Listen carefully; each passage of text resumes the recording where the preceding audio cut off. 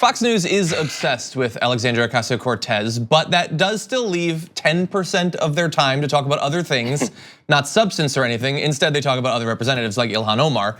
And Tucker Carlson does not like her and what she represents, and here is what he recently said about her. She does not like Israel.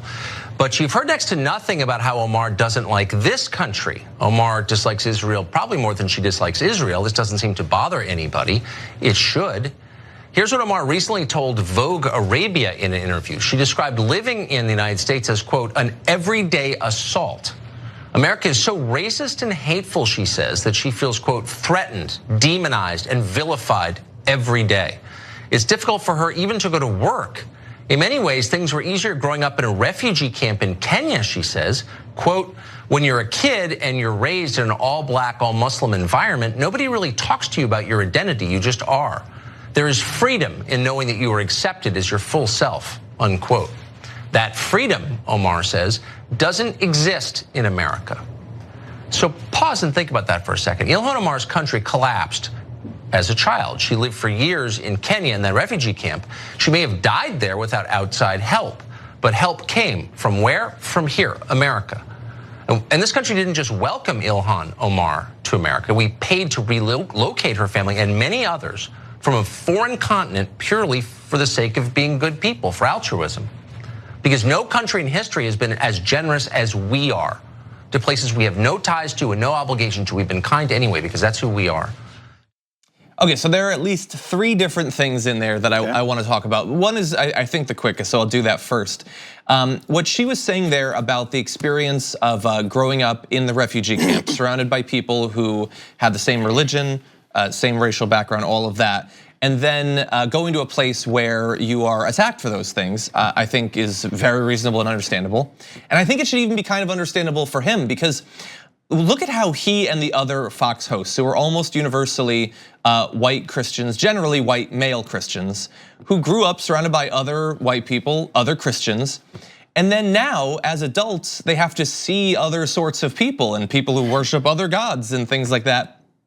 And they freak out about it. Like they think, how can she say that she's under assault? Now here's how they're coming for us. Absolutely. Like that is their whole channel. Now it's unreasonable because they're not actually under assault and they do make up the vast majority of the people in this country and they have as much rights as any human has ever had in the history of humanity. But the emotional impetus, that he should very much understand that because that is the sort of grievance politics that his show runs on. No, he has to be the victim. And actually, so whenever someone criticizes anyone of his race, gender, and everything, and class of American, it's like they're coming to get us. There has to be something behind that. So when someone criticizes what you do and what you say and how you go about things, it doesn't automatically make you the victim. There's a systematic approach to the way people were demonized in our country of all kinds of different groups. And there was power behind it, and it lasts to this day.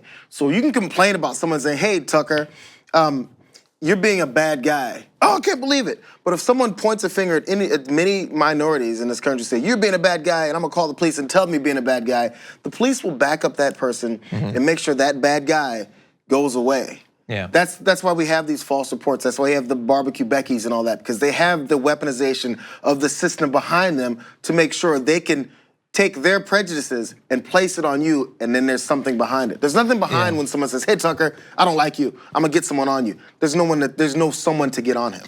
Yeah, and he said, like we were talking during the video, but he's like, she says that she's been vilified. Now let me continue on my millions of people watching per night show. Let me continue to tell you why she's un-American. She's being vilified. Literally, as he said, it's ridiculous for her to say that she's being vilified. He's vilifying her.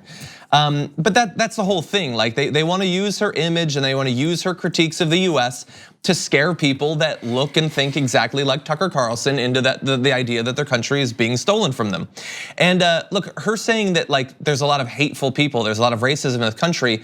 I get that for some people that's controversial. It's not objectively controversial. There's a lot of hate and there's a lot of racism.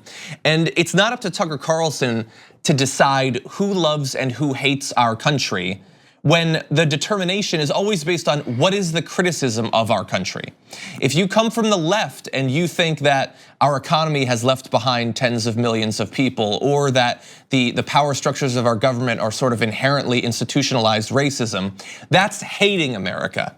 But if you want to make America great again, because it's not great now, that's loving America. And that's the way it works. It's that fundamental hypocrisy that some people's reforms that they want are upholding the best of Americanism, and some people who want to protect those generally that have been most victimized, that is hatred, that's un-American. And it does, I mean, look, it's easy to explain, it's easy to understand, but a lot of people watch shows like Tucker Carlson to never be exposed to that sort of dichotomy. And there was one last part of that before we go to more of what he said. So when you bring up the issues from the country where Ilhan Omar came from, it's like, we took you and when your country was falling apart. There's issues with many countries. Every country, I would venture to say, has issues from some form or another. But then when you say because of issues in your country that caused it to fall apart and maybe you're a refugee because of other situations, means you can't criticize completely different issues in this country. Because this country took she and her family in means that they have no issues that are absolutely disconnected from the ones that they were fleeing. So you can flee a government that's fallen apart, that maybe has corruption from its highest levels, which I'd say we do too. But then once you come here, there's no racial issues in our country. Of course there's. Those are two completely different things. So because you're running from one thing, it means that the country that took you in doesn't have any issues. It doesn't make any sense. Imagine the idea that because you've experienced hardship in your own life and you've seen a country fall apart, you have no authority to speak about concerns that could happen here. No, instead, if you want to critique the US government, you need to be a person like Tucker Carlson. You need to be born into a powerful, wealthy family and have your career handed to you, have millions of dollars handed to you. That's the only way that you have authority to criticize the government and its effect on regular working people. That makes a lot of sense. Oh, also, so he pointed out that we resettled those refugees, which we did, and it's great, and I support more of that. Tucker, do you support more of that? Did you support Syrians being brought over to the US? Or is your party a big fan of that? The president you support so much, are we still that generous country that you were talking about in your fake solemn tone? No, you don't want any more of that, and at the time you probably would have opposed it as well.